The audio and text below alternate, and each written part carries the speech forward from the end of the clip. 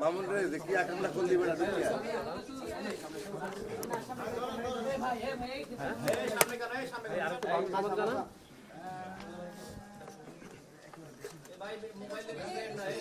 আমি ধরতে পারি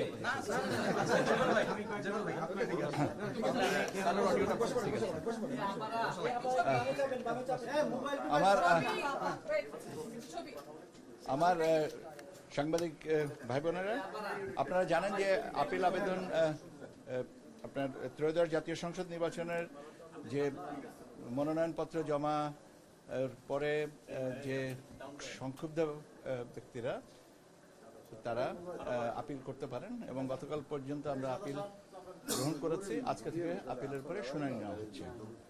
আমরা আজকে ৭০ জন প্রথম থেকে শুরু করে আজকে ৭০ সিরিয়াল পর্যন্ত আপিল গ্রহণ বিবেচনায় আলোচনা করেছি। আমি আপনাদেরকে সার্বিক সংখ্যাটা বলে দিচ্ছি। অনুমোদিত হয়েছে, মঞ্জুর করা হয়েছে ৫২টি, মঞ্জুর করা হয়েছে ৫২টি, রিজেক্ট করা হয়েছে ১৫টি, রিজেক্ট করা হয়েছে ১৫টি, আর পেন্ডিং রাখা হয়েছে ৩টি।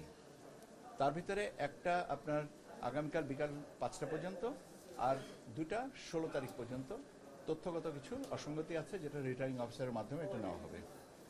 আজকে ৭০ জনের ভিতরে ২ জনা আর উপস্থিত হন নেই। অনুপস্থিতির কারণে ওই ১৫টা রিজেকশনের ভিতরে ওই দুটাও। এই হচ্ছে আপনার এটা মূলত এই হচ্ছে আপনার সংখ্যাগত হিসাব। আর কিছু আমি এখন আপিলের কথা বলছি। হ্যাঁ, আমাদের আপিল বিষয় শেষ।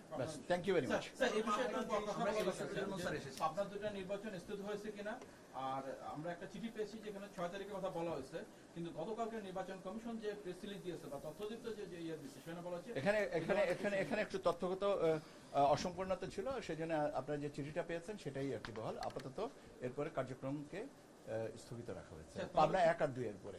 তাহলে কি ৬ তারিখের আদেশ আজকে হলো স্যার? এটা কি ব্যাকডেটেড চিঠি হলো কিনা প্রথমত? ৬ তারিখের আদেশটা ব্যাকডেটের ব্যাপার না। ৬ তারিখের ব্যাপারটা হচ্ছে যে কোনো বিষয়ে তিন ভাবে করা যায়। রেট্রোস্পেক্টিভ এফেক্ট করা যায়, অন ডেট করা যায়, প্রসপেক্টিভ ডেটে করা যায়। এটা আপনার সিদ্ধান্তটা হয়েছিল, যেটা মুখে বলা হয়েছিল সেটা লিখিতভাবে দেওয়া হয়েছে।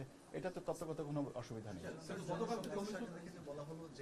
ভাই আমি বলেছি যে তথ্যগতভাবে কিছু অসম্পূর্ণতা ছিল, সেটাকে সম্পূর্ণ করে দেওয়া হয়েছে। এখন কি বলা হয়েছিল, এই অটো স্পিড না করলে চর্চাটা না করে বরং যেটা করা হয়েছে সেটাই আমি বলেছি যে আপাতত এটার উপরে কার্যক্রম স্থগিত। গতকালকে তথ্য মন্ত্রণালয় থেকে বিভিন্ন চ্যানেল ইয়েতে ফোন করা হয়েছে সরিয়ে ফেলার জন্য। ভাই আমি বললাম তো যে গতকালকের কথাটা আজকে আর আনার দরকার নেই।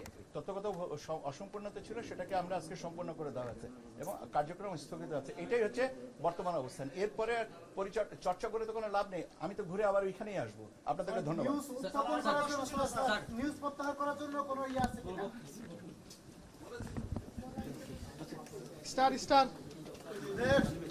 বসেন ভাই, বস। যে কাজটা করলেন আজকে আমি করতাম মাইনে লিখে নেওয়া। হ্যাঁ, এটা আপনি